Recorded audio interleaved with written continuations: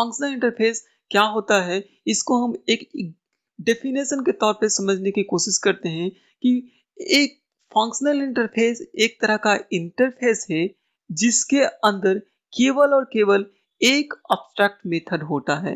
That means एक ऐसा interface जो केवल और केवल एक अब्स्ट्रैक्ट मेथड कंटेन करता है, उसे हम फंक्शनल इंटरफेस कहते हैं। ओके, फंक्शनल इंटरफेस को डिनोट करने के लिए जावा के अंदर एक एनोटेशन दिया गया है जो कि है @फंक्शनल इंटरफेस। ओके, क्या हम फंक्शनल इंटरफेस के अंदर static and default method create कर सकते हैं? यस, आप क्रिएट कर सकते हो। फंक्शनल इंटरफेस कितना भी static and default method contain कर सकता है, ठीक है। तो चलिए कुछ एग्जांपल देखते हैं फंक्शनल इंटरफेस का, जो कि बिल्ट इन फंक्शनल इंटरफेस है। तो कुछ इस तरीके से एग्जांपल है: runnable interface, comparable interface, action listener interface and callable interface. चलिए एक एक करके हम लोग देखते हैं इंटरफेसेस को, ठीक है। तो सबसे पहले आप देखो तो कॉलेबल इंटरफेस जो है वो आप देखो कि कॉलेबल इंटरफेस के अंदर सिंगल एब्स्ट्रैक्ट मेथड है। देखो इस मेथड का कोई भी बॉडी और डेफिनेशन नहीं है, दैट मीन्स ये एक एब्स्ट्रैक्ट मेथड है।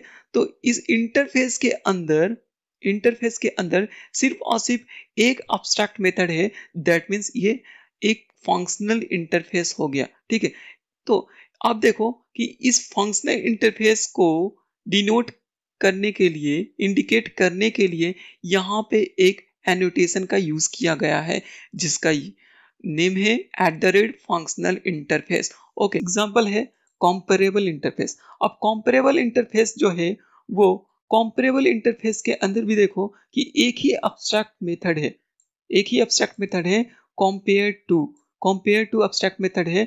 और इस इंटरफेस के ऊपर भी देखो कोई भी एनोटेशन लगा नहीं है, फिर भी ये क्या है? Functional interface. तो अभी तक जो हम लोगों ने देखा वो तो था built in functional interface. Okay, so अब हम लोग अपना एक यूजर डिफाइंड फंक्शनल इंटरफेस बनाना चाहते हैं, तो कैसे बनाएंगे? तो सिंपल आपको इंटरफेस ही बनाना है, ठीक है, इंटरफेस ही बनाना है। इंटरफेस, मैं एक इंटरफेस बना लेता हूं, माई इंटरफेस। ओके, माई इंटरफेस नेम का मैं एक इंटरफेस बना लिया। अब ये इंटरफेस में मैं अगर सिंगल एब्स्ट्रैक्ट मेथड क्रिएट करता हूं, सिंगल एब्स्ट्रैक्ट मेथड, ठीक है, टेस्ट नाम का एक एब्स्ट्रैक्ट मेथड क्रिएट कर लिया, ठीक है। तो ये सिंगल एब्स्ट्रैक्ट मेथड क्रिएट करने की वजह से ये इंटरफेस जो है वो फंक्शनल इंटरफेस बन गया। अब देखो अगर हम इस इंटरफेस के ऊपर फंक्शनल इंटरफेस एनोटेशन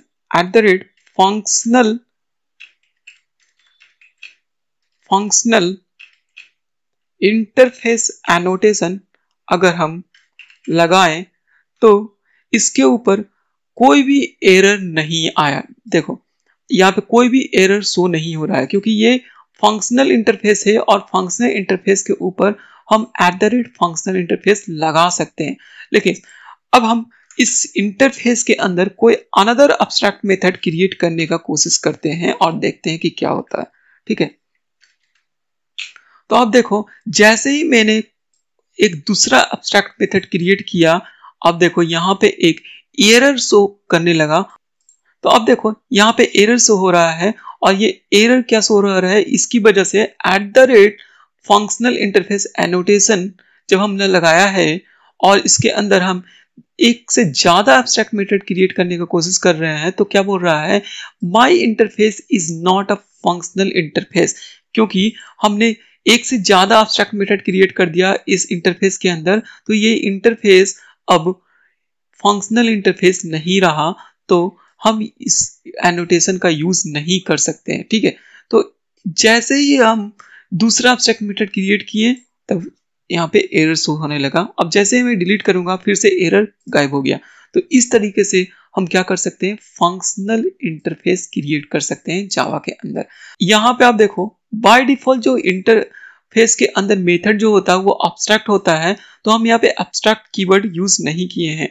आप एब्स्ट्रैक्ट कीवर्ड का यूज भी कर सकते हो, ठीक है, abstract कीवर्ड का यूज भी कर सकते हो